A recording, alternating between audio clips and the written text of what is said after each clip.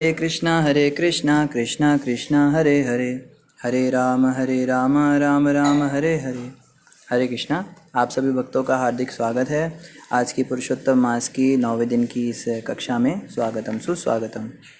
और हमने चर्चा की थी श्रीमद् भागवतम के 10वें स्कंद के 14वें अध्याय पर, जिसका नाम है ब्रह्मा जी के द्वारा भगवान श्री कृष्ण की स्तुति, जो कि पुरुषोत्तम मास में बड़ा लाभ देती है, बहुत पुण्य देती है। और आज से हम प्रारंभ करेंगे श्रीमद् भगवद गीता का 15वां अध्याय, जिसका नाम है पुरुषोत्तम योग। तो इस महीने में, इस पुरुषोत्तम मास में भगवद गीता के इस 15वें अध्याय पुरुषोत्तम योग की भी बड़ी महिमा है। इस महीने में इस अध्याय का यदि हम अध्ययन करते हैं तो इससे भी हमें बहुत लाभ मिलता है, बहुत भक्ति लाभ मिलता है। तो ये जो चैप्टर है, इसके विषय में थोड़ा सा हम समझेंगे कि वास्तव में पुरुषोत्तम का महीना होता है। पुरुषोत्तम का मतलब होता है जो पुरुषों में उत्तम है, जो सर्वोत्तम है, जो कि केवल श्री कृष्ण भगवान है। भगवान श्री कृष्ण सभी पुरुषों में उत्तम हैं। पुरुष का मतलब स्त्री पुरुष नहीं, पुरुष मतलब प्रकृति और पुरुष। प्रकृति मतलब भोग्य वस्तु, एन्जॉयड, और भोक्ता को कहते हैं पुरुष, यानी एन्जॉयर। जो एन्जॉय करता है उसको पुरुष कहते हैं। और ऐसे सारे ही एन्जॉयर्स के अंदर, ऐसे सारे ही पुरुषों के अंदर जो है सर्वश्रेष्ठ हैं भगवान श्री कृष्ण।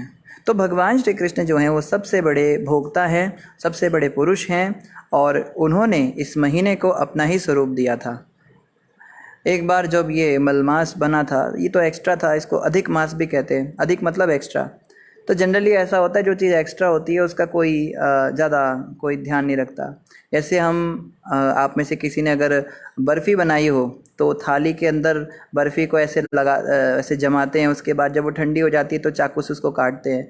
तो जो सुंदर सुंदर पीसेस निकल जाते हैं, बने बने चौकोर चौकोर, वो तो बिक जाते हैं या फिर हम खा लेते हैं। ये जो एक्स्ट्रा बच जाते हैं ना, इनकी कोई कदर नहीं होती, इनको ऐसे ही सोचते हैं। जैसे एग्जांपल दे रहे हैं, एक्स्ट्रा का मतलब होता है जो ज़रूरत नहीं थी उसके पर आ गया। तो पुरुषोत्तम जो ये मल मास है, इसको मल मास कहना इसलिए कहा, मल का मतलब होता है गंदगी। एक्स्ट्रा है ना, अधिक है। तो सारे महीनों ने, सारे मासों ने जो है इनकी बड़ी भर्त्सना की, बड़ी निंदा की। तो ये बहुत परेशान हो गए। सभी देवताओं ने अलग अलग मास को चुना, जैसे कि श्रावण मास में शिव जी की पूजा होने लगी, और कार्तिक मास में जो है भगवान कृष्ण की पूजा, ऐसी जो है विष्णु भगवान की पूजा, ऐसे अलग अलग मास जो हैं अलग अलग देवताओं के द्वारा पूजित हुए। लेकिन ये जो अधिक मास था, जो मल मास था, इसको किसी देवता ने स्वीकार नहीं किया। तो ये जो है रोते हुए भगवान कृष्ण के पास गए। जिसका कोई नहीं होता उसके भगवान कृष्ण होते हैं। तो कृष्ण भगवान के पास इन्होंने जाकर प्रार्थना की, प्रभु आपने मुझे बनाया और अब आपकी कृपा से ही मेरा कुछ उद्धार हो सकता है। संसार में मेरी बड़ी निंदा हो रही है, मुझे कोई वो आदर सम्मान नहीं दे रहा है जो बाकियों के पास है। मैं तो बहुत दुखी हूँ, मुझे लगता है कि मेरा अस्तित्व ही क्यों है। तब भगवान श्री कृष्ण ने कहा, हे मलमास, हे अधिक मास, आज से मैं तुम्हें अपना स्वरूप और अपनी कृपा प्रदान करता हूँ, अपना नाम और अपना स्वरूप प्रदान करता हूँ। तब से इस मलमास का नाम हो गया पुरुषोत्तम मास। भगवान कृष्ण ने अपना ही नाम इस मास को दे दिया और कहा कि तुम्हारा जो ये समय है, इसमें स्वयं मेरी पूजा होगी, मैं ही तुमको चुनता हूँ। तो सारे देवताओं में तो सर्वश्रेष्ठ भगवान कृष्ण हैं, उनसे बढ़कर कौन है। तो जब भगवान कृष्ण ने, पुरुषोत्तम भगवान ने ही इस मास को चुन लिया, तो इनका नाम जो है मलमास से पुरुषोत्तम मास पड़ गया, और इनकी ग्लोरीज और से सबसे ज़्यादा हो गई। बाकी सारे महीने जो हैं उनके राजा बन गए। यहाँ तक बताते कार्तिक महीना वैष्णवों के लिए सबसे श्रेष्ठ होता है, लेकिन पुरुषोत्तम मास कार्तिक से भी ज़्यादा ग्लोरियस हो गए। तब से जो है उनको ऐसा वरदान मिला भगवान से। तो ये फिर सारे जो मास हैं, सारे जो महीने उनके राजा बन गए। तो इसी पुरुषोत्तम मास के अंदर जो है पुरुषोत्तम योग नाम का ये 15वां अध्याय भगवद गीता का पढ़ा जाता है। तो आइए हम प्रारंभ करते हैं श्रीमद् भगवद गीता पुरुषोत्तम योग अध्याय 15। श्री भगवानुवाचा। पहला श्लोक से हम प्रारंभ करेंगे।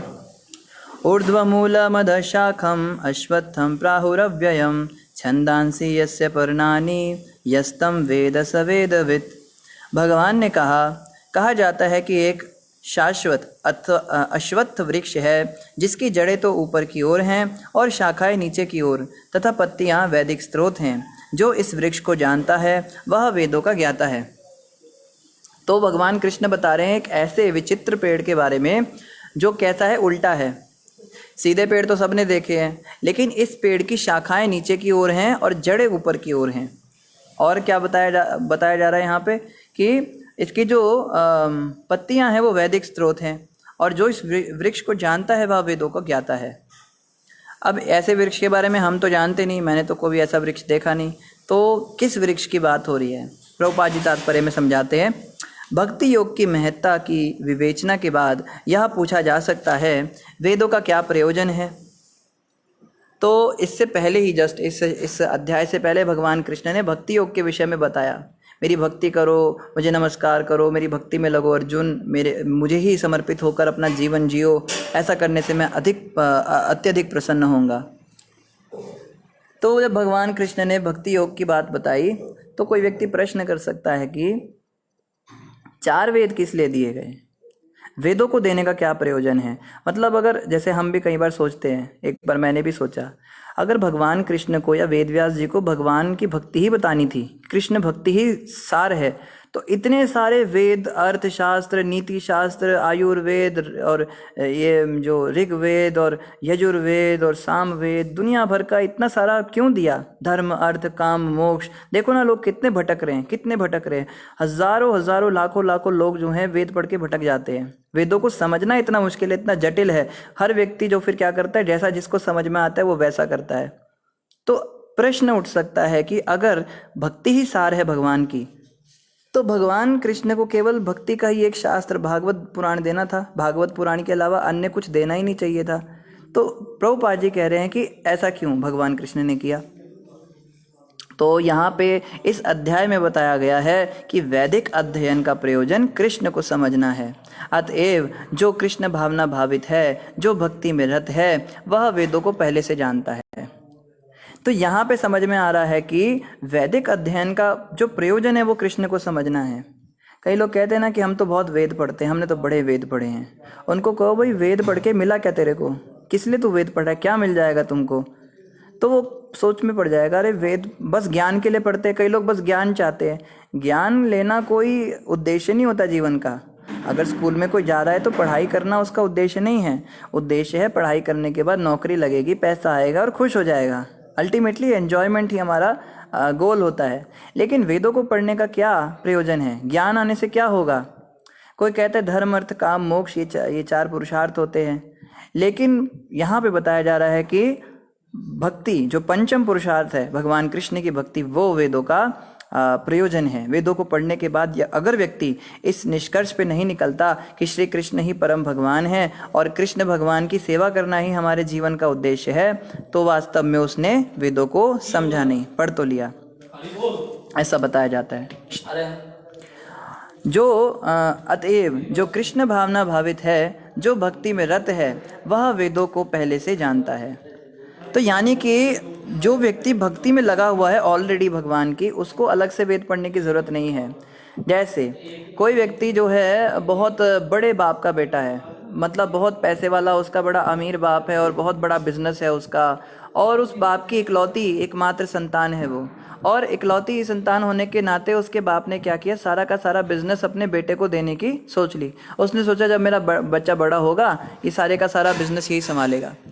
अब जो है दूसरे बच्चे स्कूल जा रहे हैं और वो जो है वो बस खाली थोड़ी बहुत प्राइमरी एजुकेशन लेके 10वीं 12वीं पास करके घर पे बैठ गया। तो कोई व्यक्ति कहेगा अरे तू कितना पागल है, देख तेरा दोस्त इंजीनियर बन रहा है, वो डॉक्टर की पढ़ाई कर रहा है, वो सिविल इंजीनियरिंग कर रहा है, वो मेरीन इंजीनियरिंग कर रहा है, वो जो है वो नेवी की तैयारी कर रहा है, वो आर्मी की तैयारी कर रहा है, वो एनडीए का एग्ज़ाम भर रहा है, तू भी कुछ एग्ज़ाम भर ना। तो वो व्यक्ति कहेगा मैं क्यों भरूँ, मुझे ज़रूरत क्या है उसकी, मेरा बाप इतना अमीर है, इतना पैसे वाला है, वो मुझे सारा बिजनेस ही दे रहा है संभालने के लिए, तो मुझे क्या ज़रूरत है पढ़ने की। वो कहेगा है ऐसा भी होता है क्या, 12वीं के बाद भी भला कोई घर पे बैठता है क्या? अरे ग्रेजुएशन तो करनी पड़ती है। अब उन लोगों को प्रयोजन ही नहीं पता, ग्रेजुएशन करके तुम करोगे क्या? पैसा ही कमाओगे ना, पैसा उसको बिना ग्रेजुएशन के ही मिल रहा है तो क्यों मत्था मारेगा, 4 साल 5 साल उसमें लगाएगा, फिर वो करेगा, पोस्ट ग्रेजुएशन करेगा, उसके बाद पीएचडी करेगा, इतना माथा खपाई करने की जरूरत ही नहीं, प्रयोजन ही सिद्ध हो गया ना। इसका मतलब वेदों को पढ़ने के बाद में इसी निष्कर्ष पे अगर निकलना है कि कृष्ण भक्ति ही सार है और बाकी सब बेकार है, तो अगर पहले ही कोई व्यक्ति इस निष्कर्ष पर निकल चुका है तो उसको वेदों को पढ़ने की क्या जरूरत है, बताइए। जो व्यक्ति पहले ही कृष्ण भक्ति कर रहा है, महामंत्र का जाप कर रहा है, हरे कृष्ण कृष्ण कृष्ण हरे हरे, हरे राम राम राम हरे हरे, फिर उसको वेदों को पढ़ने की जरूरत क्या रह गई। इसीलिए जो ये मूर्ख लोग होते हैं, ये लोग कहते हैं अरे आप कृष्ण भक्ति वाले, आप लोग ना सब पागल हो, क्यों आप वेद नहीं पढ़ते। वेद पढ़े कभी आपने? हम कहेंगे जी वेद तो नहीं पढ़े हमने, पर हम भगवान कृष्ण की भक्ति करते हैं। वो कहेंगे अरे वेदों को पढ़े बिना कैसे आपको ज्ञान होगा, पहले आप वेद पढ़ो, शास्त्र पढ़ो, पुराण पढ़ो, उनसे आपको ज्ञान मिलेगा। अरे उसका जरूरत ही नहीं है, उसका प्रयोजन जो है, जो अल्टीमेटली कृष्ण भक्ति ही उसका प्रयोजन है, वो हमें पहले ही मिल गई। समझ रहे हैं इस बात को? पहले ही जब हम इस निष्कर्ष पे पहुंच गए कि कृष्ण भक्ति करनी है, तो फिर वेदों को पढ़ने का जरूरत ही क्या रह गया। तो ऐसे लोग, ये लोग समझ नहीं पाते। ये लोग कहते हैं आप लोग भावुक हो, आप लोग बस खाली एक भागवत लेकर बैठ गए, एक भगवत गीता लेकर बैठ गए, आपने वेदों को तो पढ़ा नहीं, वेदों के अंदर जो ज्ञान दिया उसको तो आपने बखाना नहीं, तो उसकी जरूरत ही नहीं हमको, है ना, ये समझना है। और यहाँ पे ये भी बताया जा रहा है, जो व्यक्ति, और कृष्ण को भगवान समझना इतना सहज मत समझिए। आप सब, हम सब जो इस बात को मान रहे हैं ना कि कृष्ण ही परम भगवान है, ये बहुत जन्मों के बाद होता है, हजारों हजारों जन्मों के बाद में। भगवान कृष्ण ने भगवत गीता में ये भी कहा है कि बहुनाम जन्म नामन्ते ज्ञानवान माम प्रपद्यते वासुदेवम सर्वमिति स महात्मा सुदुर्लभा। कृष्ण भगवान कहते हैं बहुत बहुत बहुत जन्मों के बाद कोई एक ऐसी आत्मा होती है जो ज्ञानवान माम प्रपद्यते, जो सचमुच ज्ञानी होती है। ज्ञान तो बहुत लोग लेते हैं, बड़े लोग क्लेम करेंगे हम बहुत ज्ञानी हैं, हम बड़े पंडित हैं, हम तो चतुर्वेदी ब्राह्मण हैं, हमने 4 वेद पढ़े हैं, हम त्रिवेदी ब्राह्मण हैं, हमने 3 वेद पढ़े हैं, हम द्विवेदी ब्राह्मण हैं, हमने 2 वेद पढ़े हैं। लेकिन क्लेम करने वालों के अंदर ज्ञान नहीं होगा। कृष्ण कहते हैं कोई इक्का दुक्का ऐसा मिलेगा बहुत बहुत जन्मों के बाद, वो भी जो वास्तव में ज्ञानी होगा, और वो क्या करेगा, माम प्रपद्यते, वो मेरी शरण में आएगा। तो वेदों को पढ़ने के बाद अगर कोई व्यक्ति कृष्ण की शरण को नहीं मान रहा, वो कह रहा है कृष्ण भगवान नहीं, हम कृष्ण को भगवान नहीं मानते, भगवान तो कोई निराकार वस्तु है, इसका मतलब वो ज्ञान ले ही नहीं पाया वेद का। वेदों को पढ़ने की उसने कोशिश तो की, पर उसको समझ नहीं पाया। अभी बहुत जन्म लगेंगे, हजारों लाखों जन्म लगते हैं, तब जाके क्या होता है, वासुदेवम सर्वम इति स महात्मा सुदुर्लभा। कृष्ण भगवान कहते हैं जो व्यक्ति इस निष्कर्ष पे पहुंचे कि वासुदेवम सर्वम इति, कृष्ण भगवान, वासुदेव किसका नाम है बताइए? विष्णु का नाम तो नहीं है। वासुदेव मतलब जो वसुदेव के बेटे हैं, वो जिन्होंने वसुदेव को अपने पिता के रूप में स्वीकार किया, उनको कृपा किया, अपने भक्त को अपना पिता बनाया, तो वासुदेव तो कृष्ण का ही नाम है ना। जो व्यक्ति इस निष्कर्ष पर निकल रहा है ना कि कृष्ण ही परम भगवान है, वासुदेव सर्वमिति स महात्मा सुदुर्लभा, कृष्ण कहते हैं ऐसा महात्मा बहुत दुर्लभ है। हम तो ऐसे महात्माओं के बीच में रहते हैं ना, इसलिए हमें लगता है क्या ये देखो ये बातें करता है मेरे बारे में, वो निंदा करता है, वो लड़ाई करता है, वो मंगल आरती नहीं उठता, वो जप नहीं करता, वो प्रसाद में टूटे हाथ लगा देता है। अरे ये सब बड़े बड़े महात्मा हैं, लाखों लाखों जीवात्माओं में ये ऐसे हैं जिन्होंने इस बात को स्वीकार किया है कि कृष्ण ही परम भगवान है। नहीं तो इतना सहज है क्या? अरे लोगों को जाके बोलो कृष्ण भगवान है, वो पीछे पड़ जाएंगे आपके। कृष्ण कैसे भगवान है? कृष्ण तो रासलीला करने वाला लड़का था, ऐसा करता था, वैसा करता था, माखन चुराता था, और चोरी करने वाला व्यक्ति कैसे भगवान हो सकता है? पहले तो इसमें ही फंस जाते हैं। मान लो अगर कोई, जैसे भारत के अंदर कई लोग कृष्ण को भगवान के रूप में तो पूछते हैं, पर बाकी देवताओं के चक्कर में भी रहते हैं। उनके लिए कृष्ण में और शिव में और विष्णु में और राम में और देवी माता में, गणेश जी में, इनमें कोई भेद नहीं। वो कहते हैं हम तो जी सेक्युलर हिंदू हैं। सेक्युलर हिंदू मतलब हम भगवानों में भेदभाव नहीं करते, हमारे लिए सारे भगवान एक समान हैं, हम सबको एक समान आदर देते हैं। अरे भगवानों की क्या बात है, भगवान तो एक ही होना चाहिए ना, दुनिया के क्रिएटर्स इतने सारे कैसे? तो कहने का मतलब बहुत बहुत दुर्लभ है ऐसा व्यक्ति मिलना जो इस निष्कर्ष पे पहुंच जाए कि कृष्ण ही परम भगवान है। ये बहुत बड़ी बात है। और अगर आप इस निष्कर्ष पर पहुंच पा रहे हो, हृदय से इस बात को स्वीकार करते हो कि हाँ कृष्ण ही परम भगवान है और कृष्ण के ही सब संतानें हैं, जितने भी देवी देवता हैं, ऋषि मुनि हैं, ये सब कृष्ण की संतानें हैं, कृष्ण ही परम भगवान है, तो मानना चाहिए कि ये बहुत बड़ी बात है। और ये ऐसे ही नहीं संभव हुआ। अगर व्यक्ति इस निष्कर्ष पे पहुंच पा रहा है कि कृष्ण ही परम भगवान है, इसका मतलब हमने बहुत हजारों जन्मों में वेदों की पढ़ाई की है। चारों वेदों को खूब पढ़ा, सारे शास्त्रों को पढ़ने के बाद जाकर ये निचोड़ निकलता है। तो इसका मतलब हमने ऑलरेडी सारे वेद पढ़े हैं, हमें याद नहीं है वो बात अलग है। जैसे कि अगर किसी व्यक्ति के पास 12वीं की डिग्री है, उसको याद थोड़ा ना होता है कि फर्स्ट क्लास में कौन सी टीचर थी, कौन सी बेंच पे बैठता था, सेकंड क्लास में उसने कौन से सब्जेक्ट में कौन कौन से चैप्टर्स पढ़े थे, किसी को याद थोड़ा ना होता है। लेकिन अगर 12वीं की डिग्री हाथ में तो मान लेना चाहिए हाँ इसने पहली दूसरी तीसरी सब पास की हुई हैं। इसी प्रकार से अगर आज हम फर्म कन्विक्शन के साथ बिल्कुल छाती ठोक कर इस बात को कह पा रहे हैं कि हाँ कृष्ण ही परम भगवान है, मैं इस बात को पूरी तरह विश्वास करता हूँ, इसका मतलब हमने सारे वेदों को पढ़ा हुआ है और उसका निष्कर्ष जो निचोड़ है उस पर हम पहुँच पाए हैं, ऐसा मानना चाहिए। आगे प्रभुपाद जी कह रहे हैं इस भौतिक जगत के बंधन की तुलना अश्वत्थ के वृक्ष के से की गई है। जो व्यक्ति सकाम कर्मों में लगा है उसके लिए इस वृक्ष का कोई अंत नहीं है। वह एक शाखा से दूसरी में और दूसरी से तीसरी में घूमता रहता है। इस जगत रूपी वृक्ष का कोई अंत नहीं है और जो इस वृक्ष से आसक्त है उसकी मुक्ति की कोई संभावना नहीं है। वृक्ष का मतलब जैसे यहाँ पेड़ बताया जा रहा है ना, ये पेड़ों के माध्यम से भगवान कृष्ण कह रहे हैं जो संसार में फंसा हुआ है। ये हम करते हैं ना, एक वृक्ष से दूसरा, दूसरे से तीसरा, इस पे ही जंप लगाते रहते हैं। बंदर देखा है? बंदर कभी एक जगह ठहरता नहीं, इधर से उधर, उधर से इधर, इधर से उधर, बस कूदता रहता है। हम भी बंदर जैसे हो गए हैं।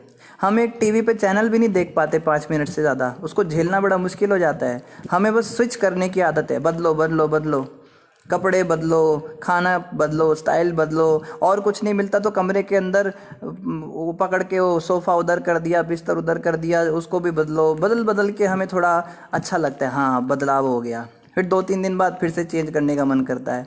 हाँ, आजकल तो लोग पति पत्नी भी चैनल की तरह ही बदलते हैं, इनको भी बदलो। तो बदलने की बीमारी है हमें। और यहाँ पे कह रहे हैं कि जब तक व्यक्ति इस तरह से घूमता रहता है, एक डाली से दूसरी डाली ऐसे ही बदलता रहता है, तब तक उसकी मुक्ति का तो कहीं से कहीं तक कोई प्रश्न ही नहीं उठता, इसकी कोई संभावना नहीं। और जो व्यक्ति संसार रूपी वृक्ष से आसक्त है उसकी मुक्ति की भी कोई संभावना नहीं। आगे क्या कहा? वैदिक स्रोत जो आत्मोन्नति के लिए हैं वे इस वृक्ष के पत्ते हैं। इस वृक्ष की जड़ें ऊपर की ओर बढ़ती हैं क्योंकि वे इस ब्रह्मांड के सर्वोच्च लोक के से प्रारंभ होती हैं जहाँ पर ब्रह्मा स्थित हैं। यदि कोई इस मोह रूपी अविनाशी वृक्ष को समझ लेता है तो वह इससे बाहर निकल सकता है। इस वृक्ष से बाहर निकलने के लिए समझना है इस मोह रूपी अविनाशी वृक्ष के बारे में। मोह का मतलब होता है अटैचमेंट। मुझे मोह हो गया है ना, मैं तो मोहित हो गया, मुझे मंत्र मुग्ध कर दिया इस व्यक्ति ने या इस वस्तु ने। तो जिस वस्तु के या जिस व्यक्ति के प्रति हम बहुत ज़्यादा आसक्त हो जाते हैं, उसके बिना हम रह नहीं सकते, वो मेरा है, मेरे अलावा उसको कोई देखे मुझे बर्दाश्त नहीं, मेरे अलावा उसका कोई प्रयोग करे मुझे कोई बर्दाश्त नहीं, मेरे अनुमति के बिना वो चीज़ कोई ले ले तो मुझे बर्दाश्त नहीं। इसको कहते हैं मोह। और ऐसे मोहमयी वृक्ष से जब तक कोई व्यक्ति आसक्त है तो क्या कह रहे हैं, यदि कोई मोह रूपी अविनाशी वृक्ष को समझ लेता है तो वो बाहर निकल सकता है। जब तक आसक्त रहता है तब तक इससे बाहर निकलना संभव नहीं, मुक्ति नहीं होने वाली। बाहर निकलने की इस विधि को जानना आवश्यक है। अब कोई कहे कैसे बाहर निकलना है, इसकी विधि बताइए, कैसे इस मोह रूपी वृक्ष से बाहर निकले, इस संसार से कैसे बाहर निकले। तो पिछले अध्यायों में बताया जा चुका है कि भव बंधन से निकलने की कई विधियां हैं। हम 13वें अध्याय तक यह देख चुके हैं कि भगवत भक्ति ही सर्वोत्कृष्ट विधि है। भक्ति का मूल सिद्धांत है भौतिक कार्यों से विरक्ति तथा भगवान की दिव्य सेवा में अनुरक्ति। इस अध्याय के प्रारंभ में संसार से आसक्ति तोड़ने की विधि का वर्णन हुआ है। इस संसार की जड़ें ऊपर को बढ़ती हैं, इसका अर्थ है कि ब्रह्मांड के सर्वोच्च लोक से पूर्ण भौतिक पदार्थ से वह प्रक्रिया शुरू होती है। तो यहाँ पे जैसे कहा जाना है कि जड़ें ऊपर की ओर बढ़ती हैं पेड़ की। जड़ का मतलब क्या होता है? जड़ का मतलब होता है जहाँ से शुरुआत होती है। पेड़ की जड़ से ही उसकी शुरुआत होती है। कोई भी पेड़ ले लीजिए, और जड़ से ही उसको खाना मिलता है, जड़ से ही पानी मिलता है, हर चीज़ जड़ से ही जाती है ऊपर की ओर। लेकिन ये जो पेड़ है ये इसकी जड़ें ऊपर की ओर हैं, ये ऊपर से नीचे आता है सब कुछ। तो यहाँ पे बताया जा रहा है जड़ें ऊपर की ओर होने का मतलब है ये संसार जो है सबसे ऊपर क्या है हमारे इस ब्रह्मांड में। कहाँ से शुरुआत हुई इस ब्रह्मांड की? सबसे ऊपर तो ब्रह्मलोक होता है ना ब्रह्मा जी का, तो यानी कि ब्रह्मा जी से सारी गड़बड़ शुरू हो रही है। अब हम कहेंगे ये क्या बात हुई, ब्रह्मा जी तो भगवान है। हाँ वो देवता हैं, भगवान भी कह सकते हैं उन्हें, लेकिन परम भगवान तो नहीं है ना, इसलिए ब्रह्मा जी भी मोहित रहते हैं। वास्तव में ये बीमारी ब्रह्मा जी के अंदर भी है, ब्रह्मा जी भी मोहित हो जाते हैं अपनी पोस्ट से, अपनी पोजीशन से, अपने लोक से। और देखो ना, अभी अभी हमने 14वें अध्याय में पढ़ा 10वें स्कंद के, कि ब्रह्मा जी मोहित हो गए थे भगवान कृष्ण की लीला देखकर, और कृष्ण भगवान से उन्होंने उनकी परीक्षा लेनी चाहिए। तो यानी कि ब्रह्मा जी भी इस संसार रूपी अश्वत्थ वृक्ष में फंसे हुए हैं, और वहीं से सब गड़बड़ शुरू हो रही है। ब्रह्म लोक से नीचे नीचे आते आते स्वर्ग लोक तक भी ये बीमारी देखने को मिलती है। जैसे कोई मुनि ऋषि तपस्या करने लगते हैं, इंद्रदेव घबरा जाते हैं, अरे मेरा आसन ना मांग ले, मेरा सारा वैभव ना समाप्त हो जाए, मेरा राज्य ना चला जाए मेरे हाथ से। तो मेनका और रंभा और पता नहीं क्या क्या भेजते रहते हैं वो। तो देखने को मिलता है कि हर व्यक्ति मोहित है, और नीचे नीचे आते आते जो है हमारा लोक आता है, पृथ्वी लोक। यहाँ तो बस बात ही मत कीजिए, बात करना ही गुनाह है यहाँ पे। तो यहाँ पे बता रहे हैं इस अध्याय के प्रारंभ में संसार से आसक्ति तोड़ने की विधि का वर्णन हुआ है।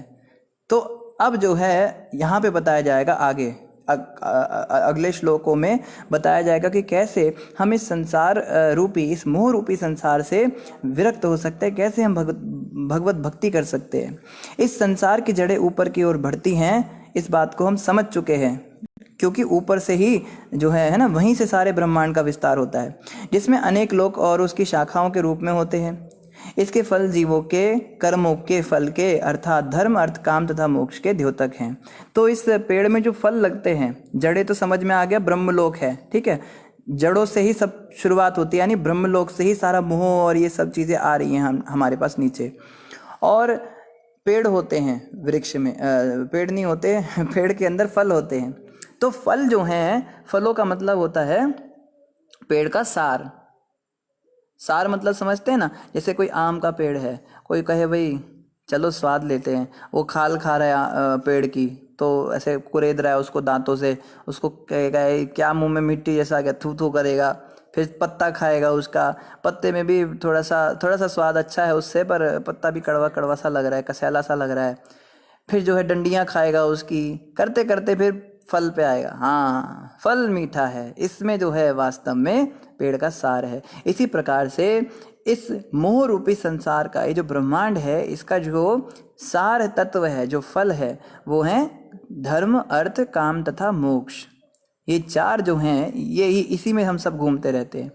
धर्म का मतलब होता है धर्म कर्म पता होना चाहिए, अधर्म करेंगे तो पाप लगेगा, दुखी रहना पड़ेगा। शास्त्रों को पढ़ के हम अच्छा जीवन जी सकते हैं, धर्म के अनुसार चलेंगे तो दुख कमाएंगे, सुखी सुखी जीवन चलेगा, इसलिए लोग धर्म का पालन करते हैं।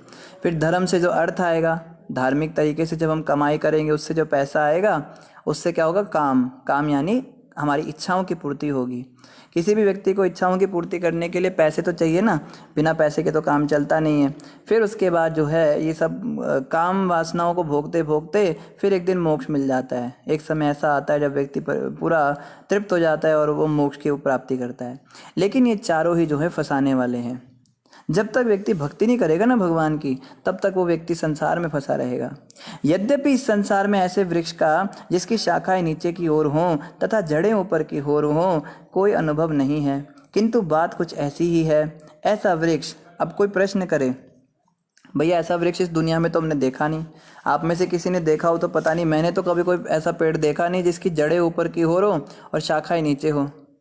एक बार देखा था, पता है कहाँ देखा था?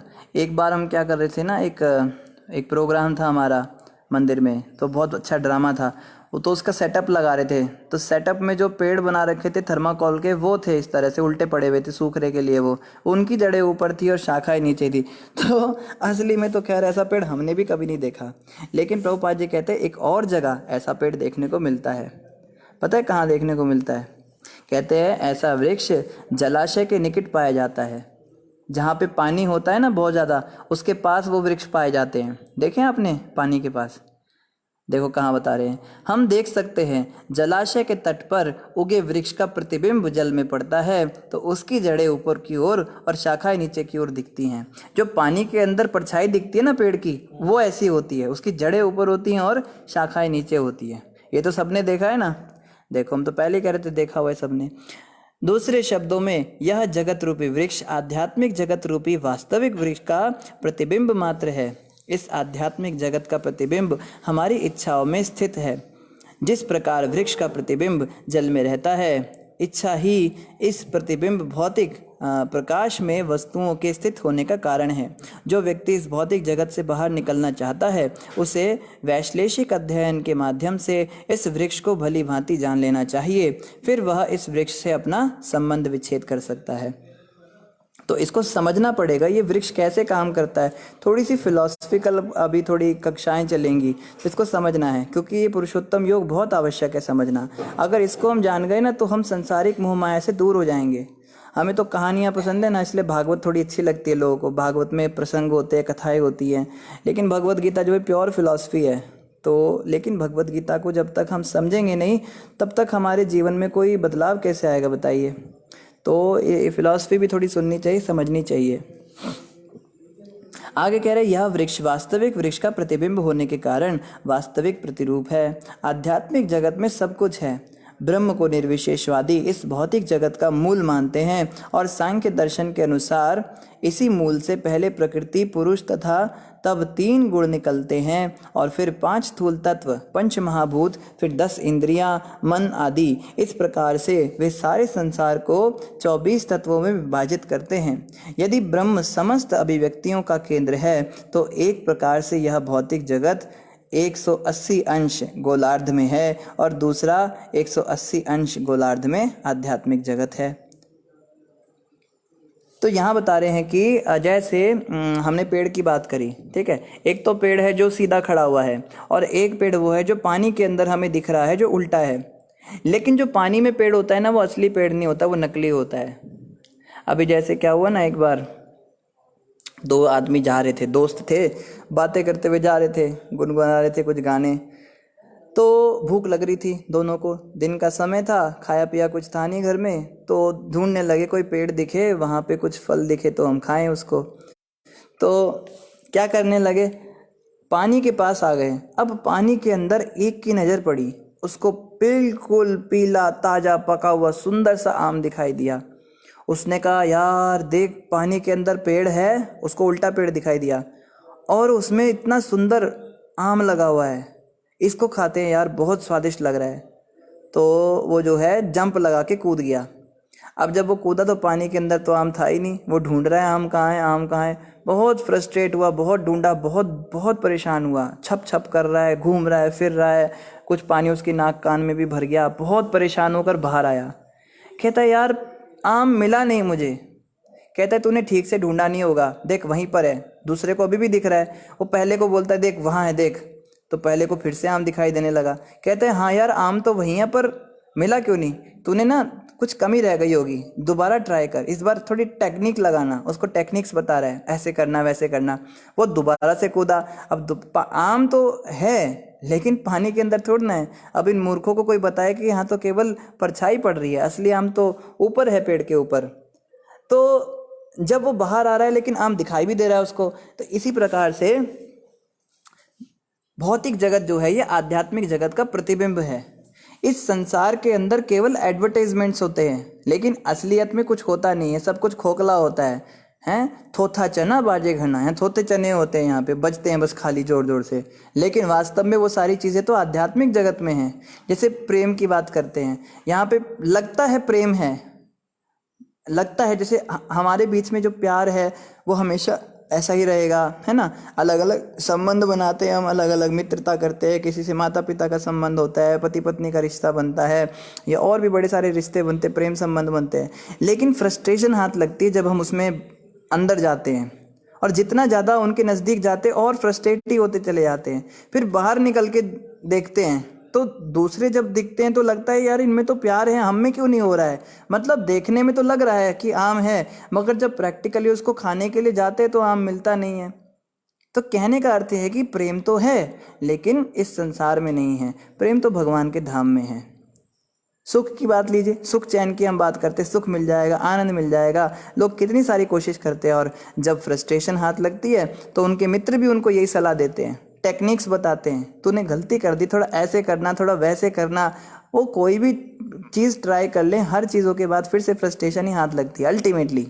ऑफ कोर्स कोई कह सकता है कि हमारे साथ तो ऐसा नहीं, हमारे जीवन में तो बहुत आनंद है। अभी है, कुछ समय बाद नहीं रहेगा, कुछ महीने बाद, कुछ साल बाद, कुछ जन्मों के बाद तो अवश्य ही दुख हाथ में लगने वाला है। और कुछ नहीं तो मृत्यु के बाद तो सब समाप्त हो ही जाएगा ना, फिर तो सारी लीला समेटनी पड़ेगी। तो कहने का अर्थ ये है कि ये जो आम का वृक्ष है, जो पानी के अंदर दिख रहा है, वो ये संसार है। और असली पेड़ जिस पे वास्तव का आम है, जिसको आप खा सकते हो, जिसमें रस है, वो भगवान के धाम में है। कृष्ण के साथ ही आनंद है, कृष्ण के साथ ही प्रेम है। प्रभुपाद जी कहा करते थे, our disease is that we want the kingdom of God but without God. हमारी बीमारी क्या है? हम भगवान के धाम में तो जाना चाहते हैं, लेकिन उसमें भगवान नहीं होने चाहिए, तो हमें धाम बड़ा अच्छा लगेगा। अगर भगवान के धाम में भगवान होंगे, उनके कानून चलेंगे, वही राजा होंगे, तो हमें मज़ा नहीं आएगा। हमारी ये हालत है, तो इसी कारण से हम दुखी हैं। आज पता नहीं किसी कारण से कोई कमेंट आ नहीं पा रहा है हमारे पास में, तो आपका अगर बीच में कोई जिज्ञासा प्रश्न है, आप कमेंट पर डालते जाइए। अभी हम तो पढ़ नहीं पा रहे हैं, मगर वीडियो एंड होने के बाद में आपको जो है उत्तर मिल जाएंगे उनके। भौतिक जगत उल्टा प्रतिबिंब है, अतः आध्यात्मिक जगत में इसी प्रकार की विविधता होनी चाहिए। प्रकृति परमेश्वर की बहिरंगा शक्ति है और पुरुष साक्षात परमेश्वर हैं। इसकी व्याख्या भगवद गीता में हो चुकी है। क्योंकि यह अभिव्यक्ति भौतिक है, अतः क्षणिक है। तो यहाँ बताया जा रहा है कि ये भौतिक अभिव्यक्ति है, इसलिए क्षणिक है। इस संसार के अंदर जो हम कहते हैं ना कि संबंध, प्यार, ये सब चीज़ें जो हैं ये क्षणिक होती हैं। क्षणिक मतलब टेम्पररी, कुछ समय के लिए। कुछ समय के लिए मेरी सुंदरता है, कुछ समय के लिए मेरा ज्ञान है, कुछ समय के लिए मेरी अमीरी है, कुछ समय के लिए मेरी जवानी है। ये सारी अच्छी अच्छी चीज़ें जो हैं ये समय के साथ समाप्त हो जाएंगी। धन यौवन यू जाएंगे, जाविद उड़त कपूर। जैसे कपूर उड़ जाता है ना हवा में, इस तरह से धन यौवन और ये सब चीज़ें चली जाती हैं। प्रतिबिंब भी क्षणिक होता है, क्योंकि कभी वह दिखता है और कभी नहीं दिखता। परछाई क्या होती है? परछाई 24 घंटे थोड़ा ना दिखती है, कभी दिखती है, कभी नहीं दिखती है। परंतु वह स्रोत जहाँ से यह प्रतिबिंब प्रतिबिंबित हो रहा है शाश्वत है। तो जो पानी के अंदर आम दिख रहा था उस व्यक्ति को, वो तो टेम्पररी है, कभी दिखता है, कभी नहीं दिखता है। खास तौर पे जब पानी में हलचल होती है, जब वो अंदर उसको खाने दौड़ता है तो दिखता ही नहीं है। लेकिन जो वास्तविक पेड़ पे आम है वो तो परमानेंट है ना। इस दुनिया के अंदर सब कुछ टेम्पररी है। भाड़े का प्यार मिलता है, भाड़े का प्यार मतलब समझते हैं आप?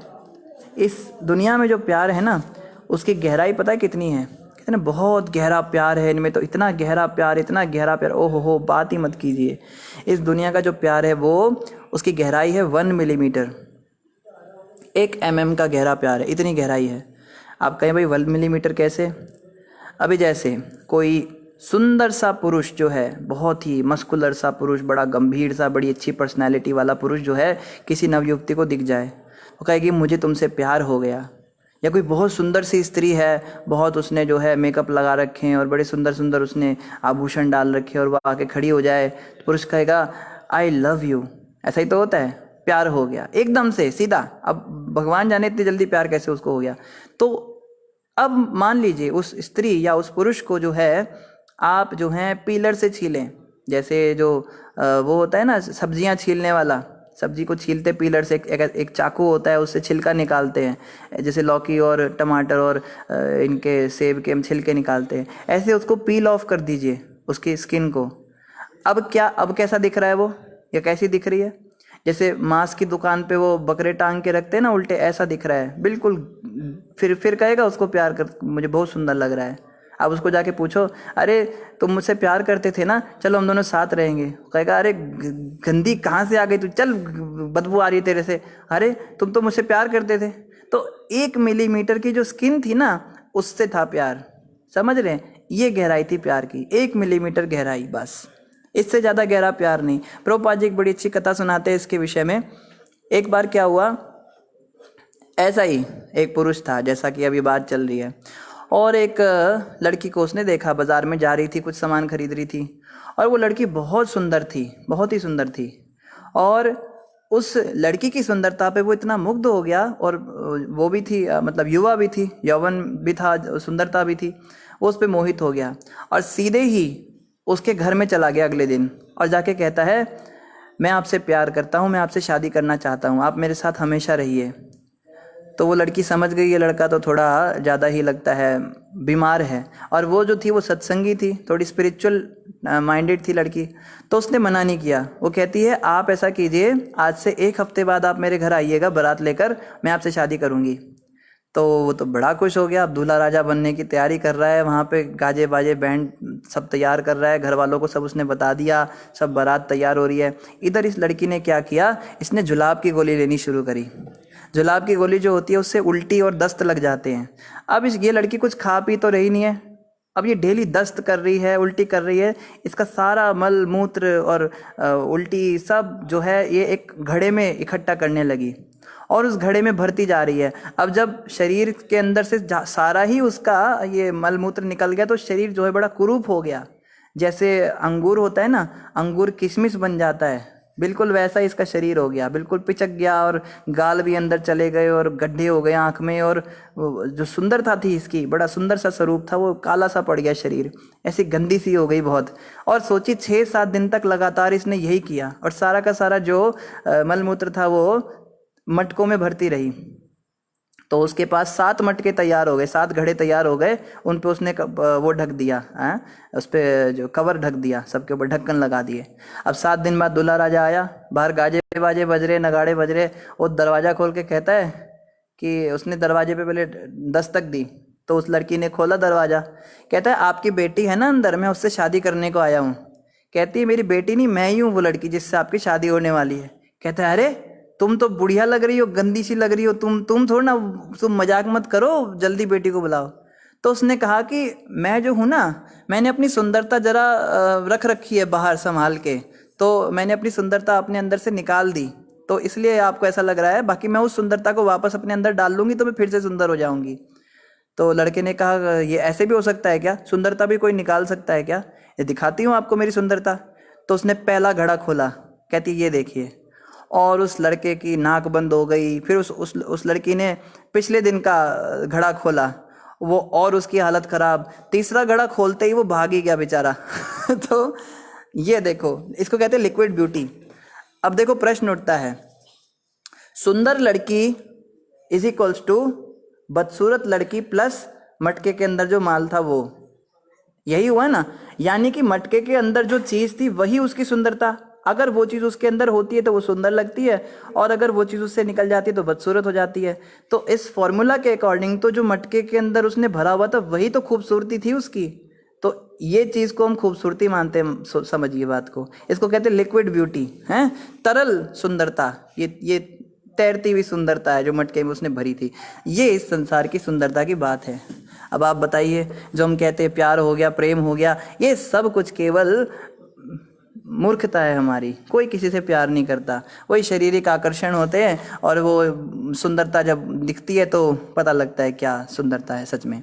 तो यहाँ पे बताया जा रहा है कि सुंदरता है, ऐसा नहीं है, लेकिन वास्तविक सुंदरता जो है वो आध्यात्मिक जगत में है।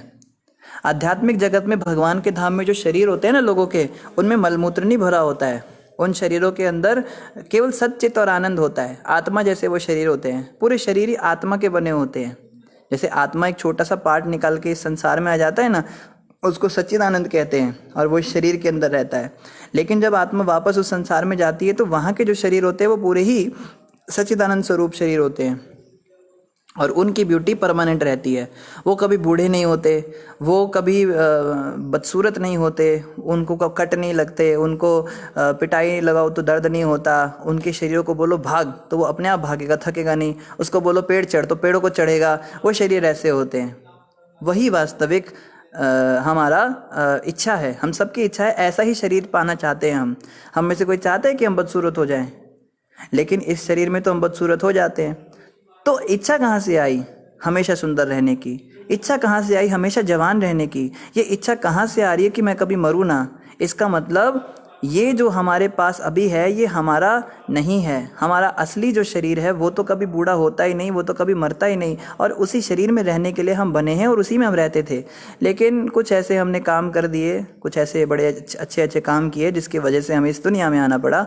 लेकिन आज भी अगर हम इन बातों को समझें तो वापस भगवान के धाम जा सकते हैं और अपने उसी मूल शाश्वत स्वरूप को प्राप्त कर सकते हैं। उसको कहते हैं सिद्ध देह, नित्य सिद्ध देह। तो जो सिद्ध देह है उसमें हम वापस जा सकते हैं भगवान के धाम में। इसके लिए शुरुआत तो यहीं से होगी, हरे कृष्ण कृष्ण कृष्ण हरे हरे, हरे राम राम राम हरे हरे। जब इस महामंत्र का हम निरंतर जाप करेंगे तो धीरे धीरे क्या होगा, वो हमारा जो प्रेम है कृष्ण, जो सुप्त प्रेम है कृष्ण प्रेम, वो जागृत हो जाएगा और हम भगवान के धाम वापस जाएंगे। इन्हीं शब्दों के साथ श्रीमद् भगवद गीता यथारूप की जय। तो भी जो हमारा बेचारा अष्टकम रह जाता है रोज, आज हम उसको आगे बढ़ाएंगे। हम पढ़ रहे हैं श्री शची सुत अष्टकम और उसके 2 पैराग्राफ्स हमने पूरे किए हैं। तीसरा और चौथा मैं जल्दी से गाता हूँ, फिर हम इसके ऊपर चर्चा करेंगे। और मैं फिर से आपको बता रहा हूँ कि कमेंट्स अभी नहीं आ पा रहे हैं, कुछ प्रॉब्लम हो गई, तो आप लोग जो भी कमेंट लिखेंगे वो हम क्लास के बाद में उसका रिप्लाई आपको दे देंगे। तो आप प्लीज़ अपने प्रश्न या कोई भी आपको बात अच्छी लगे तो आप बोल सकते हैं। हरे भक्ति परम हरि नाम धरम, कर जाप्य करम हरि नाम परम, नयने सततं प्रणयाश्रुधरं, प्रणमामि शचि सुत गौरवरं, सततं जनता भवतापहरं, परमार्थपरायण लोकगतिं, नवलेहकरं जगतापहरं, प्रणमामि शचि सुत गौरवरं, निज भक्ति करम प्रिय चारुतरम, नट नर्तन नागर राजकुलम, कुल कामिनी मानस लास्यकरम, प्रणमामि शचि सुत गौरवरम। क्या बता रहे हैं यहाँ पे? चैतन्य महाप्रभु के बारे में बात हो रही है। महाप्रभु कैसे थे? श्री कृष्ण चैतन्य महाप्रभु कैसे थे? बाहरी रूप से कैसे थे और अंदर से कैसे थे? क्या भाव था उनका, है ना? इसके विषय में बता रहे हैं। वे श्री हरि की भक्ति में लीन हैं, वे हरि के नामों का उच्चारण करते रहते हैं। चैतन्य महाप्रभु ना हमेशा ही भगवान कृष्ण का नाम जपते रहते थे, 24 घंटे। हरे कृष्ण कृष्ण कृष्ण हरे हरे, हरे राम राम राम हरे हरे। सततम, सततम का मतलब होता है हमेशा, और हरि की भक्ति में लीन है, वो हमेशा भक्ति में लीन रहते थे। अब कोई कहे अगर ये स्वयं ही कृष्ण हैं तो ये कृष्ण भक्ति में कैसे लीन हो सकते हैं? भला कृष्ण भी कभी अपनी भक्ति करते हैं क्या? पर यहाँ पे बताया जाता है कि इनका अवतार ही इसीलिए हुआ था। कृष्ण चैतन्य बने ही इस कारण से थे। कृष्ण ने कहा कि मेरी भक्ति में क्या आनंद है वो मुझे समझना है। तब उन्होंने चैतन्य का रूप लिया, राधा रानी का भाव लिया, स्वरूप लिया, और उनका रंग अंग कांति उनको जो है ओढ़ ली उन्होंने, तभी तो वो महाप्रभु बने। तो आए ही इसलिए थे कि राधा रानी कृष्ण भक्ति में क्या आनंद लेती हैं। वही भाव चैतन्य महाप्रभु के रूप में कृष्ण रखते हैं कि वे हमेशा श्री हरि की भक्ति में लीन हैं और हरि के नामों का उच्चारण करते रहते हैं। जब करते समय वे अपने हाथों की उंगलियों पर पवित्र भगवान नाम गिनते रहते हैं। तो चैतन्य महाप्रभु ऐसा नहीं कि बस माला पकड़ी 1 घंटा 2 घंटा और हो गया हरे कृष्णा, फिर माला रख दी और सो गए। वो 24 घंटे हरि नाम जपते थे। माला है तो या नहीं है, उंगलियों पे नाम जपते थे हमेशा। और कभी कभी उंगलियों पे नाम भी नहीं जप पाते थे, कुछ काम कर रहे तो ऐसे ही मुख से हरि नाम। यहाँ तक कि शौच करने जाते थे ना तो महाप्रभु को अपने दांतों में जीभ दबानी पड़ती थी, क्योंकि वहाँ भी हरि नाम चलता रहता था। इतने अभ्यस्त हो गए थे महाप्रभु हरि नाम लेने के। और क्या कह रहे हैं? वे हरि के नाम में आसक्त हैं। हम तो अभी संसार में आसक्त हैं ना।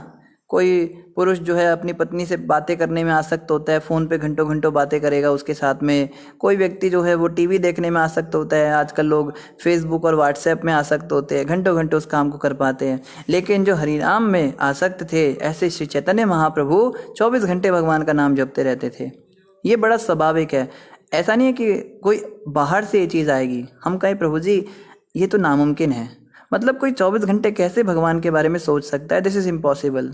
सोएगा भी तो, ये भी तो करेगा, ऐसे ऐसे बोलते हैं ना हम। पर देखो ना, पॉसिबल तो है। आज हम आसक्त तो हैं ना, भगवान से नहीं, संसार से हैं। हम भी 24 घंटे संसार का ही तो चिंतन करते हैं। रात को सोते समय भी हमें संसारिक बातों के ही सपने आते हैं। लेकिन इसी आसक्ति को जब हम संसार से हटा के भगवान की ओर लगा देंगे तो भक्त बन जाएंगे। कहने का मतलब कुछ नया नहीं करना है, जो कर रहे हैं वही करना है, पर थोड़ा अलग तरीके से करना है। एक बहुत बड़े संत हुए, उनका नाम था बुल्ले शाह। पंजाब में उनकी बहुत बातें बताई जाती हैं, पंजाबी बोलते थे वो, बहुत महान फकीर थे वो। तो किसी ने बुल्ले शाह से पूछा, ओ पुल्लियो रब दा की पाना, बुल्ले शाह जी भगवान कैसे मिलेंगे?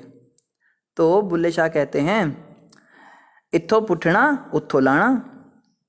बुल्ले शाह जो है उस समय पे पौधे उगा रहे थे, कुछ पौधों को ठीक कर रहे थे। तो एक पौधा उन्होंने उठाया और इधर से उठाकर उधर लगा दिया, उसको जमा दिया मिट्टी को। कहते इधर से उठाना है और उधर लगाना है, ये बोला। तो वो व्यक्ति समझ गए क्या कहना चाहते हैं। भगवान को मिलना बहुत मुश्किल नहीं है। मन जो भी संसार में लगा हुआ है, इसको यहाँ से हटा के भगवान में लगा देना है। आसक्ति तो है, अभी पत्नी से है, बच्चों से है, घर परिवार से है, 24 घंटे व्हाट्सएप से है। लास्ट सीन हमेशा 2 मिनट से ज़्यादा नहीं होता हमारा। 2-2 मिनट में हम चेक करते हैं बार बार, कोई मैसेज तो नहीं आया, कोई मैसेज तो नहीं आया। ऐसा होता है ना, हमारे साथ तो होता है, आपके साथ भी होता होगा। तो अभी हमारी आसक्ति जो है इन चीज़ों के प्रति है, मोबाइल के प्रति है। यही आसक्ति जब भगवान के प्रति हो जाएगी तो हम भक्त कहलाएंगे। तो कोई नई चीज़ नहीं करनी है, बस इत्थों पुठना उत्थों लाना। तो महाप्रभु जो थे वो 24 घंटे इस प्रकार से भगवान में आसक्त थे, भगवान के नाम में आसक्त थे। उनके नेत्र सदा ही प्रेम के अश्रुओं से भरे रहते थे। मैं शची माता के सुंदर पुत्र गौर को प्रणाम करता हूँ। चैतन्य महाप्रभु की आंखों में 24 घंटे आंसू रहते थे। आप सोचिए, कोई व्यक्ति 24 घंटे नाटक कर सकता है क्या? कई लोग रोने का बहाना करते हैं ना, कभी हरिनाम जपते हुए, कभी कीर्तन में लोग रोते हैं, हे राधे हे राधे, आंखों से आंसू आते हैं। हमने देखे हैं ऐसे लोग। कई लोग जो, हम नहीं कहते कि नकली हो सकता है, असली भी हो, कोई नाचते हैं भगवान के आगे। एक बार क्या हुआ, वृंदावन के अंदर इस्कॉन मंदिर जो है प्रभुपाद जी ने नया नया बनाया था, तो वहाँ पे कृष्ण बलराम जी के विग्रह मुख्य रखे गए, तो उसका नाम पड़ा कृष्ण बलराम मंदिर। तो वृंदावन में जो है उस समय प्रभुपाद जी के समय पे अंग्रेज़ ज़्यादा होते थे, सारे अंग्रेज़ी शिष्य होते थे प्रभुपाद जी के। तो उसको वहाँ के लोकल भाषा में लोग अंग्रेज़ों का मंदिर कहते थे। अरे अंग्रेज़ों के मंदिर में जाएंगे। तो जो अंग्रेज़ों का मंदिर था, वहाँ पे एक बाबा जी आया।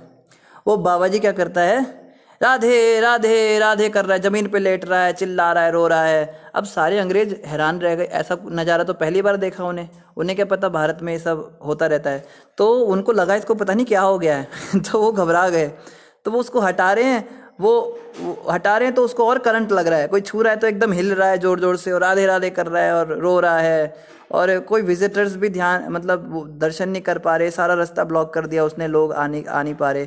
तो प्रभुपाद जी के कुछ शिष्य जो थे वो कुछ रशियन शिष्य थे, रशियंस जो नए वहाँ से आए थे, प्रभुपाद जी के पास गए। रशियन नहीं थे, मतलब शायद ऐसे ही, मतलब कोई थे, बड़े हट्टे कट्टे से थे। तो प्रभुपाद जी कमरे में बैठे थे, उनको कहते, Prabhupada, there is a man outside and he's crying, oh Radhe, and he's not, everyone is not able to get the darshans of their lordships. तो प्रभुपाद जी को बोला, प्रभुपाद जी ऐसे ऐसे एक व्यक्ति आया है और वो राधे राधे कर रहा है, रो रहा है, और कोई दर्शन नहीं कर पा रहा, कोई कुछ नहीं कर पा रहा, वो लेटा हुआ है ज़मीन पे। प्रभुपाद जी ने कहा, देखो प्रभुपाद जी ने क्या कहा, प्रभुपाद ने कहा उसको पीटो और भगा दो। कहते प्रभुपाद अगर सच्चा हुआ तो? प्रभुपाद कहते हैं हाँ ऐसा भी हो सकता है, सचमुच वाला भी हो सकता है। प्रभुपाद कहते हैं अगर सचमुच वाला हुआ ना तो गुस्सा नहीं करेगा पिटाई खाने के बाद में, अगर उसने गुस्सा किया तो और पीटना। कहते ओके प्रभुपाद। तो थे भी थोड़े हट्टे कट्टे मोटे ताजे सन्यासी थे, तो आके जो है उसको मारने लगे। और वो कहता है, तू अंग्रेज की औलाद, तुझे पता है मैं कौन हूँ, तुझे पता है मैं कौन हूँ, मैं इतना बड़ा भक्त हूँ भगवान राधा रानी का, इतना बड़ा भक्त हूँ। अब प्रभुपाद ने बताया था ऐसा करेंगे तो क्या करना है, तो उन्होंने और पीटना शुरू किया, और पीटते पीटते उसको बाहर भागा उठ के, धोती उठा के बेचारा। तो ऐसे जो हैं लोग अक्सर हमें देखने को मिलते हैं, जो थोड़ा बहुत भाव प्रकट करते हैं, रोते हैं, नाचेंगे करेंगे, लेकिन 24 घंटे कोई नहीं कर सकता ये काम। 24 घंटे कोई ना थोड़ी कोई ड्रामा कर सकता है। चैतन्य महाप्रभु जो सचमुच के ऐसे भाव में रहते थे ना, वो 24 आवर उनकी आंखें गीली रहती थी, आंखें कभी सूखती ही नहीं थी महाप्रभु की, है ना। उनके नेत्र सदा ही प्रेम के अश्रुओं से भरे रहते थे और अश्रु प्रेम के होते थे। 24 घंटे तो बच्चे भी कई बार रोते हैं। एक बार हमें याद है, हमने बचपन की बात है, हमको तो याद नहीं, हमारी माँ बताती है, 3-4 साल उम्र रही होगी, तो माँ ने दाल सुखाने रखी थी, दाल धोई थी बहुत सारी, एक चुन्नी ऐसे उन्होंने बिछाई थी, उस पर वो दाल रखी थी, और हम चले गए छत पे और हमने सारी दाल बिखेर दी, इधर उधर सब गंदी हो गई। तो हमारी माँ ने हमको ऐसा थप्पड़ मारा, बच्चा ही थे हम तो रोने लगे, जोर जोर से रोने लगे, रोते रोते। माँ बताती है, तू रोते रोते तूने पूरा दिन निकाल दिया, खा भी रहा है रोते रोते, बैठ भी रहा है रोते रोते, और रोते रोते ही सो गया, और उठते ही फिर सुबह उठा फिर रोने लगा। तो कहती वो लगातार तो लगभग 24 घंटे तक रोया था। तो कोई कहे भाई 24 घंटे तक तो बच्चे भी रो सकते हैं, लेकिन हम जो हैं, हम प्रेम के अश्रुओं से तो नहीं भरे होते ना, हमारी आंखों में केवल दुख के अश्रु होते हैं। लेकिन महाप्रभु जो हैं वो तो प्रेम के अश्रुओं से उनके नेत्र भरे रहते थे। ऐसा नाटक कोई करके दिखाए तो माने। तो चैतन्य महाप्रभु का भाव कोई कॉपी नहीं कर सकता, इसलिए ये सब नहीं करना चाहिए। अब क्या बताए, सबको बीमारी होती है, हमको भी थी। जब हम नए नए जुड़े थे भक्ति में, तो जब करते हुए ना कभी कभी आंसू आ जाते थे। ऐसा होता है, जब हम नए नए भक्ति में आते तो हमको अचानक से कभी आंसू आ जाता है, कभी अचानक से करंट सा लग जाता है, भगवान को देखती एकदम से कभी कभी भाव आ जाता है, कभी अंदर कुछ होता है ना। शुरू में होता है, बाद में चला जाता है अपराधों के कारण। तो शुरू में होता था हमको, तो कुछ दिनों तक होता रहा। रोज़ जब करते थे तो आंखों से आंसू गिरने लगते थे, फिर 4-5 दिन बाद आंसू गिरने बंद हो गए। तो हमने सोचा 3-4 दिन से गिर रहे हैं, अब क्यों नहीं गिरे, तो ज़बरदस्ती गिराने लगे। तो हम बाहर जाते थे नलके पे, और वहाँ पे जाके अपनी आंखें थोड़ी भिगाते थे, उसमें थोड़ा पानी डालते थे, आंखें थोड़ी मिर्ची लगती थी आंखों में, या पलकें नहीं झपकानी, ऐसे देखते रहना कंटिन्यूस, तो आंखों से आंसू निकलने लगते थे। फिर मुझे लगता था हाँ अब ठीक है, आदत पड़ गई थी। अब भक्त लोग भी देखते थे, तो उन्होंने शुरू में तो कुछ कहा नहीं, बाद में कहते प्रभु जी नकली आंसू क्या निकालते हो आप, असली वाले निकालो ना। तो बड़ा गुस्सा आया, तुम कौन होते हो मुझे बताने वाले, पता है तुमको, मेरे को असली भी आते थे, अब आ नहीं रहे, आजकल थोड़ी प्रॉब्लम हो रही है। तो हमें भी बीमारी है, ये सबको ही होती है, मतलब हमको तो थी, हम बताएं, और औरों को तो पता नहीं। तो ये सब नहीं करना चाहिए ज़बरदस्ती। और राधा रानी के नाम पे हम रोने लगते हैं, या कान्हा कान्हा बस हमारे लड्डू गोपाल, तुमको लाड लड़ाएंगे, प्रेम करेंगे, ऐसे झूठे झूठे भाव दिखाते हैं। हम तो इसकी माँ है, ये तो हमारा कन्नू है, कोई कन्नू, कोई कालिया, कोई क्या क्या बुलाते हैं भगवान को। तो शुरुआत में हमें दास्य भाव रखना चाहिए भगवान के प्रति। दास्य भाव मतलब प्रभु हैं, मैं सेवक तुम स्वामी, कृपा करो भरता, ओम जय जगदीश हरे, हैं मैं सेवक तुम स्वामी, ये भाव रखना चाहिए शुरुआत में।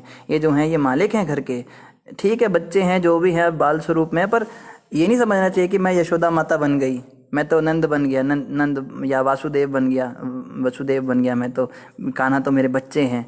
उनका भाव कॉपी करना नामुमकिन है। प्रभुपाद जी ने पता है क्या कहा था लड्डू गोपाल जी के लिए? प्रभुपाद जी ने कहा था कि कोई भक्त आए प्रभुपाद जी को, पूछे प्रभुपाद जी हम भी लड्डू गोपाल रख लें क्या घर में, बाल गोपाल रख लें?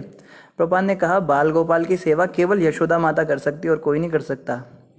बाल गोपाल की सेवा पता कितनी होती है? 8 बार भोग लगाना होता है उनको, और 8 बार ही उनकी आरती करनी होती है। उनको 24 घंटे कुछ ना कुछ खिलाते रहना, उनके सामने कुछ ना कुछ करते रहना। अब हमारे घर में कोई छोटा सा बच्चा हो सचमुच का, तो ऐसा कभी होता है कि हम उसको छोड़ के चले जाएं?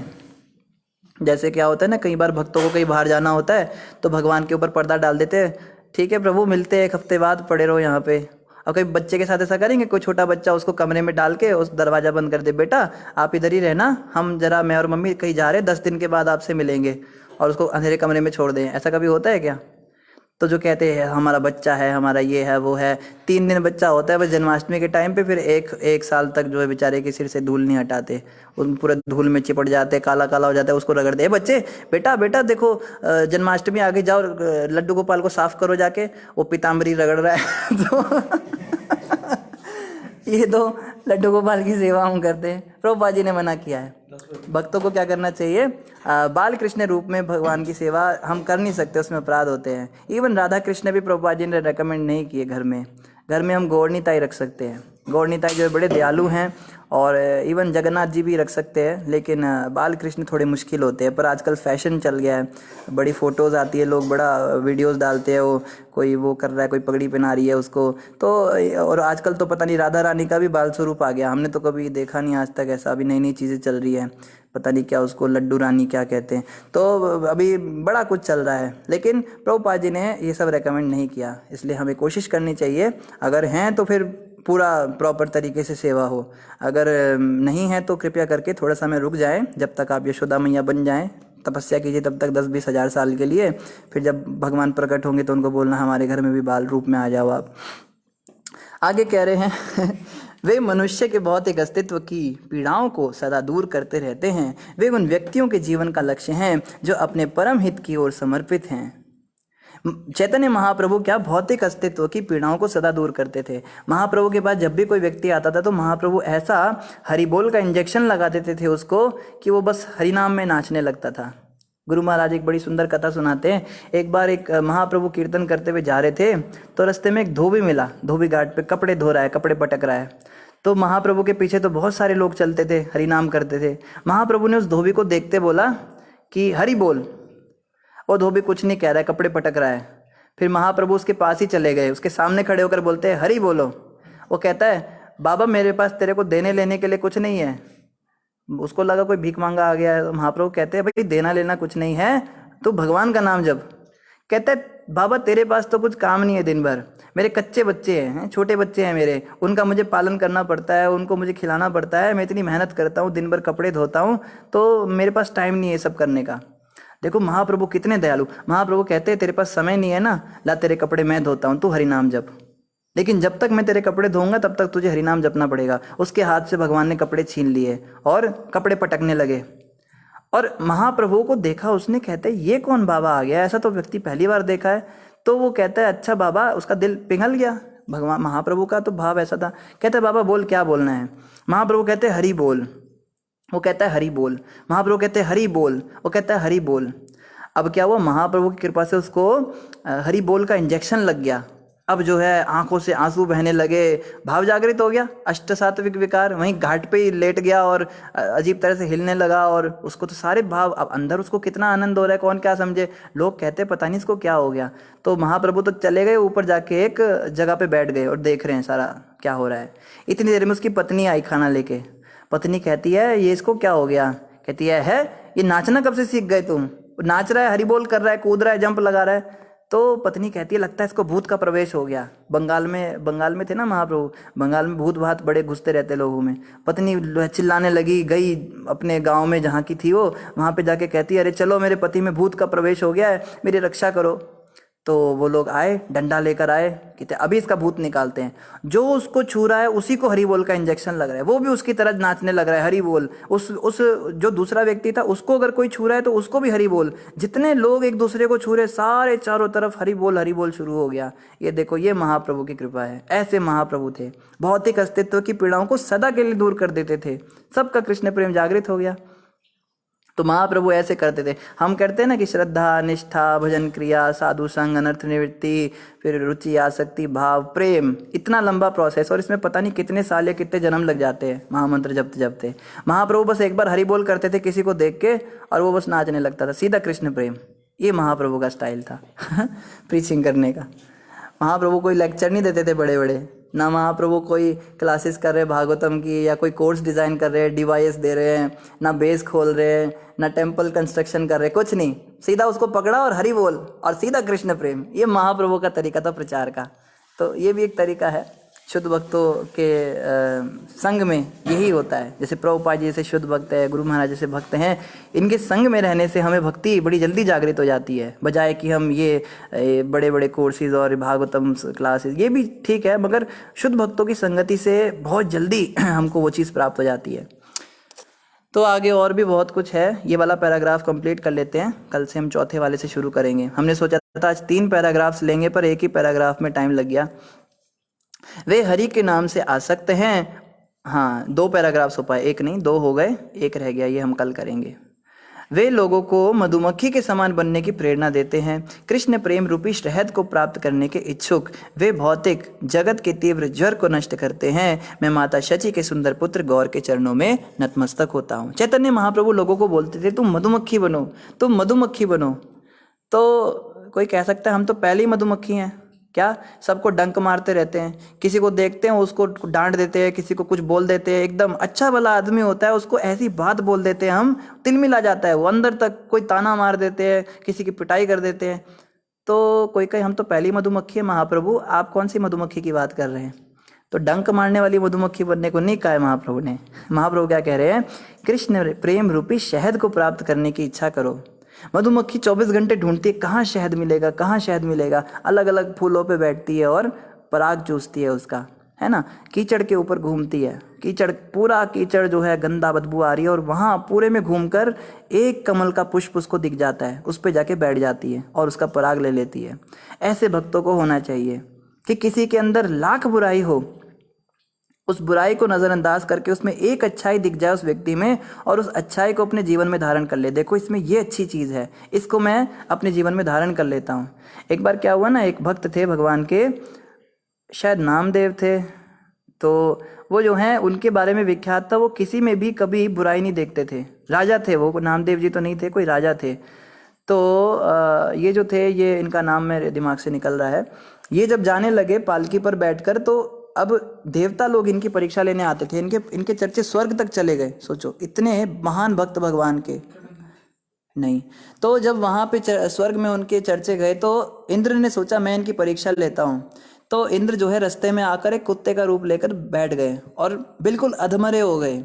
कई बार क्या होता है ना, कुत्ते का शरीर सड़ने लगता है, उसमें कीड़े लग जाते हैं और बदबू आती है, मरता भी नहीं है वो। मरा हो तो उसको कोई उठा के ले जाए, कोई जमादार, पर वो मरा भी नहीं होता। तो ऐसे सड़े हुए कुत्ते का उसने रूप धारण किया और उसमें से इतनी गंदी बदबू। हम कई बार ट्रेन से ट्रैवल करते हैं ना, तो रास्ते में अचानक से बड़ी किसी पशु के मरने की बदबू आने लगती है। हम सोचते हैं जगह जल्दी से निकले।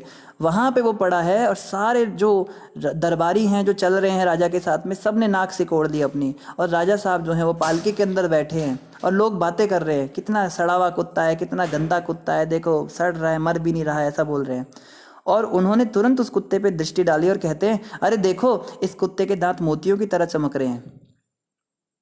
तब जो है इंद्र वास्तव में प्रकट हो गए उस कुत्ते से। कहते राजन, जो आपके बारे में सुना था सत्य ही था। कृष्ण के जो भक्त हैं वो कभी किसी में दोष देख ही नहीं सकते। कृष्ण भक्त तो हमेशा लाख दोषों को छोड़कर एक गुण पकड़ लेते हैं किसी व्यक्ति का। इसको मधुमक्खी कहते हैं, जो कीचड़ के ऊपर घूम के एक कमल के पुष्प पर बैठ जाती है और उसका पराग लेती है, उसका सार ग्रहण करती है। ऐसी मधुमक्खी हमें बनना है। आज हम जो है ना, आज हम दूसरी वाली मक्खी बने हुए हैं। एक और मक्खी होती है जो घर में घूमती है ना, वो क्या करेगी, आप बढ़िया साबुन से नहा के एकदम चिकने होकर निकले हो और बड़े महक रहे हो, आपका शरीर खूब खुशबू से महक रहा है, और आप बाहर निकले बाथरूम से और वो मक्खी घूम रही है आपके चारों तरफ, घूमती है। घूम के सब जगह से खुशबू आ रही है, उसको तो देखेगी नहीं। आपके शरीर पर कहीं एक छोटा सा जख्म लगा होगा, चोट लगी होगी, उस पर जाके बैठ जाएगी और खून जो है उसको चाटने लगेगी जख्म को। तो ये मक्खी होती है।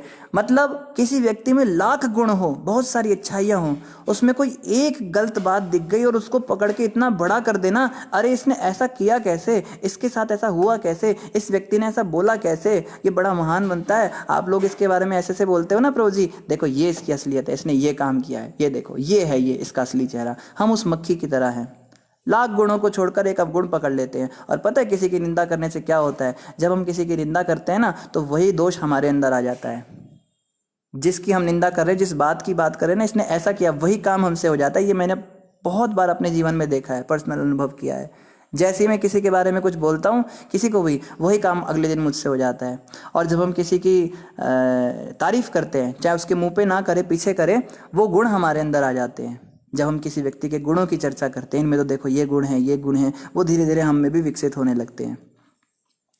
तो महाप्रभु ने यही हमें आज्ञा दी कि मधुमक्खी बनना है और कृष्ण प्रेम रूपी शहद को प्राप्त करने की इच्छा करनी है। ऐसे जो भक्त होते, कमल पुष्प के समान जो शुद्ध भक्त होते हैं, वो कृष्ण प्रेम से भरे रहते हैं। उनके पास हमें मधुमक्खी बनकर जाना है और विनीत होकर उनकी सेवा करनी है, उनसे प्रार्थना करनी है और उनसे भक्ति ग्रहण करनी है। उनकी जो आज्ञाएं हैं, उनकी शिक्षाएं हैं, उसके अनुसार हमें जीवन ढालना है।